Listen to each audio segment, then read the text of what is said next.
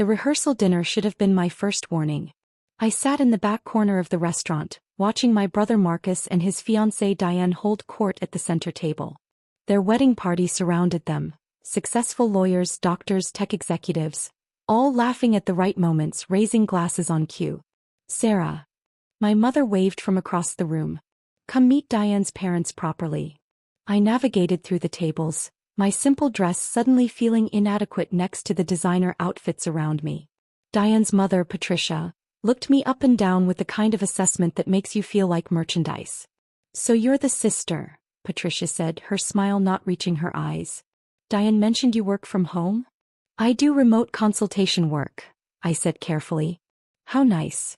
The dismissal was immediate. In this economy, any job is a blessing. Even small ones. Diane appeared beside her mother, radiant in an emerald cocktail dress that probably cost more than my monthly rent. Sarah. We were just discussing the seating arrangements. Since you're coming alone, again, we've placed you at table 17. Near the back. You won't mind, will you? It's just that the front tables are for couples and families. Table 17 is fine, I said. I knew you'd understand. Diane linked arms with her mother. You're so low maintenance. Not like the others who complained about their placements. This is why Marcus always says you're the easy sister. Easy. Code for forgettable. Marcus joined us, his arms sliding around Diane's waist. At 32 he'd built a respectable career in corporate law. Nothing groundbreaking but solid. Visible. The kind of success our parents could brag about at their country club. Sis. Glad you could make it. He kissed my cheek. I know it's a long drive from your apartment. 2 hours isn't bad. Still living in that studio? Patricia's eyebrows rose. Diane mentioned you've been there for years. No plans to upgrade. My phone buzzed in my purse. I ignored it. I like where I am, I said simply. Well, we can't all have Marcus's ambition. My father appeared, scotch in hand. Sarah's always been content with simpler things. The conversation moved on. I became furniture, present but unnoticed. This was familiar territory. The family gatherings where my quietness was interpreted as having nothing to say, where my small apartment meant small dreams, where my lack of a wedding ring equaled lack of worth. Later, as guests mingled, I overheard Diane speaking with her bridesmaids near the bar. Honestly, I tried to be diplomatic about the seating, Diane said. But Marcus's sister is just so ordinary. I can't have her at the head table looking plain in all the photos. This wedding is being covered by the society page. Image matters. Totally get it, one bridesmaid agreed. Your wedding, your rules. Exactly. And it's not like she's close with Marcus anyway.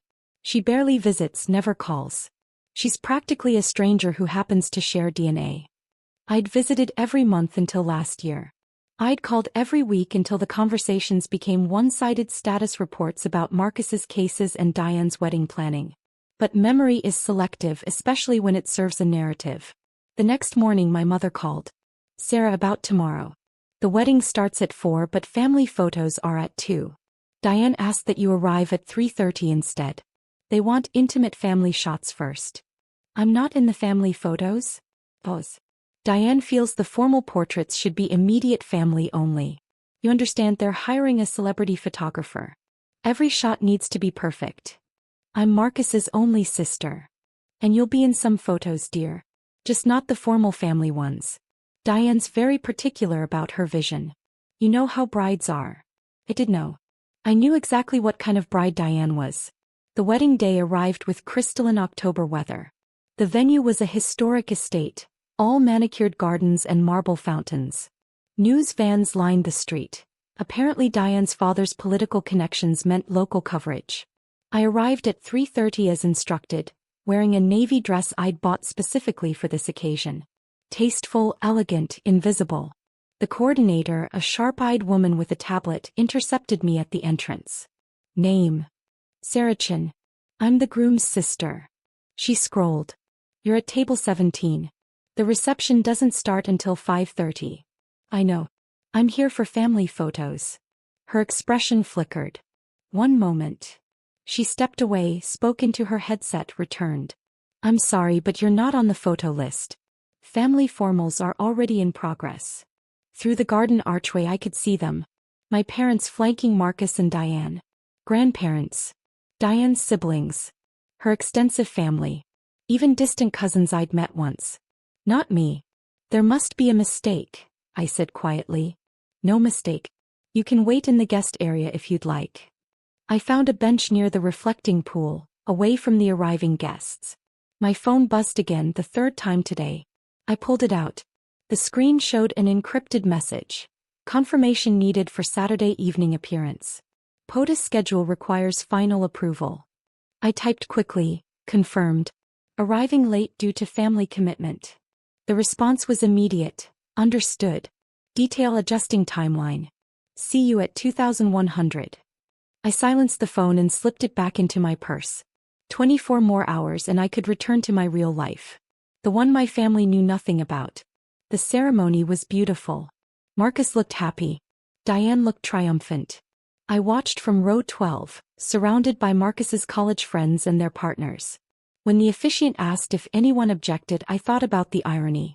Not objecting to the marriage. Objecting to the erasure. The reception hall glittered with crystal and candlelight. A band played sophisticated jazz. Servers circulated with champagne and hors d'oeuvres that probably cost more than most people's car payments. Table 17 was exactly where Diane had promised, tucked behind a decorative column, near the hallway to the restrooms. My table mates were distant relatives who didn't know Marcus well and spent most of their time on their phones. At the head table, elevated on a platform, the wedding party basked in spotlight and attention. Diane had changed into her reception dress, a glittering creation that caught every light. Patricia and her husband sat nearby, holding court with local politicians and business leaders. My father gave a toast about Marcus's achievements. Diane's father spoke about the union of two successful families. No one mentioned me. I hadn't expected them to. Around 7 as dinner was being served, my phone vibrated. Not a normal buzz. The distinct pattern of my secure line. I stepped into the hallway away from the noise. Chin, I answered quietly. Sarah, we have a situation. It was Director Morrison, my handler at the State Department. POTUS needs to speak with you immediately about the Beijing negotiations. We're patching you through now. I'm at a wedding. This can't wait. The Chinese delegation moved up their timeline. A click, then the unmistakable voice I'd been briefing for the past 8 months. Sarah, I'm sorry to interrupt your evening, but we need your assessment of Minister Wang's latest proposal. I pressed deeper into the alcove, my back to the wall, speaking in the clipped, precise manner of someone who'd spent the last 3 years as a senior diplomatic analyst. Mr. President, based on the cultural context indicators in the proposal language, Minister Wang is signaling flexibility on the trade restrictions, but the timeline is a pressure tactic. He's facing internal political challenges and needs a win by quarter end. That aligns with CIA's assessment. Your recommendation? Counterpropose a meeting in 2 weeks. It demonstrates we won't be pressured but keeps negotiations active. Use the time to coordinate with our Pacific allies. Wang's position strengthens if we appear isolated. Solid analysis. I'm authorizing the 2-week counter. Morrison tells me you're wrapping up the cultural intelligence report. It'll be on your desk Monday morning, sir. Excellent work as always. Sorry to interrupt your family event. Enjoy the rest of your evening. The line went dead. I stood in the hallway, still in my invisible navy dress, holding a phone that had just connected me to the President of the United States. Then I returned to table 17 where no one had noticed my absence. Dinner continued. Features. The first dance. Diane and Marcus cut their cake while photographers captured every angle. Local news cameras rolled. This was, after all, the social event of the season. Around 8:30, a commotion near the entrance. Security details swept in first, subtle but unmistakable to anyone trained to recognize them. Then a cluster of serious-looking people in dark suits. And then Director Morrison himself, silver-haired and distinguished, scanning the room. His eyes found me at table 17. The band faltered. Conversations died mid-sentence. Every eye tracked Morrison as he crossed the reception hall, Secret Service detail flanking him, heading directly for the table near the restrooms. Dr. Chin, Morrison said, using my title for the first time in front of my family. I apologize for the interruption. but we need to brief you before your flight to Singapore tomorrow. The blood drained from Diane's face at the head table. Singapore. I stood, very aware of the cameras still rolling, the hundreds of guests watching. The president wants you leading the delegation. After that call earlier, he's convinced you're the only one who can navigate the cultural complexities. Morrison's voice carried across the silent room. I know you're on leave this weekend, but this is urgent. My mother's champagne glass slipped from her fingers. I understand, Director. Give me 5 minutes to say goodbye to my family. Of course, Dr. Chin. We'll wait outside. Morrison nodded to me, a gesture of respect that was not lost on anyone present, and withdrew with his detail. The silence that followed was deafening. Diane stood at the head table, her perfect face frozen in confusion. Dr. Chin. I picked up my purse, checked that I had everything. That's the title I use professionally. PhD in International Relations from Georgetown, specialization in East Asian diplomatic strategy. I've been with the State Department for 3 years. But you, my father's voice cracked. You work from home. You live in a studio apartment. I work from a secure apartment in Washington, D.C. It's not large because I'm traveling 40 weeks a year. The consulting I do is diplomatic analysis. I brief the president twice a month. Marcus had gone pale. Why didn't you tell us? I tried. For the first year I called every week, told you about my work. You heard, government job, and assumed I was filing paperwork. When I said I couldn't talk about details, you assumed there were no details worth talking about. I looked at my brother, really looked at him. You stopped asking questions because you'd already decided I wasn't worth asking about. Patricia's voice was shrill. This is ridiculous. If you were someone important, we would have known. Would you? When's the last time any of you asked about my life? Not complained about my absence, but actually asked what I was doing. I turned to Diane. You seated me by the restrooms because I didn't fit your image of success. Because I'm single and quiet and didn't parade my achievements.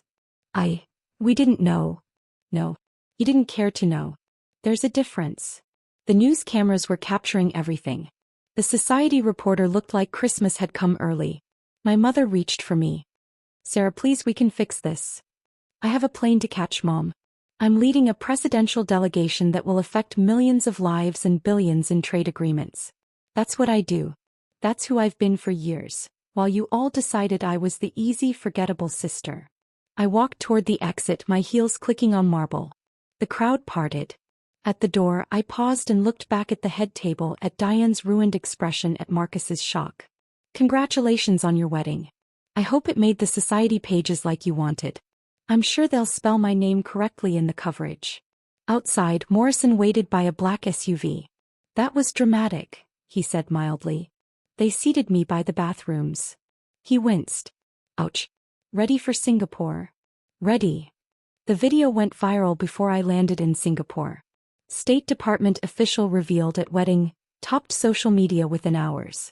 News outlets ran stories about this secret diplomat, excluded from family photos. Think pieces debated family dynamics and the invisibility of quiet achievement. My parents called 47 times. I answered once on my way to the first negotiation session. Sarah, please, the media is everywhere. People are saying terrible things about us. Are they untrue things, Mom? Silence. I need to go. I'm meeting with foreign ministers. When will you visit? We need to talk. I don't know. My schedule is classified and frankly, I'm not sure when I'll have time for family that doesn't have time for me. I hung up and entered the conference room where real work waited. Marcus sent emails. Long ones full of apologies and explanations. I read them during layovers between DC, Singapore, and Brussels. They were sincere. He was genuinely shocked to discover his sister wasn't who he'd imagined. But shock isn't the same as understanding. And apologies don't erase years of dismissal. Diane's perfect wedding became a cautionary tale. The society coverage she'd wanted featured headlines like, "Bride seating snub backfires spectacularly," and "Family excludes presidential advisor from wedding photos."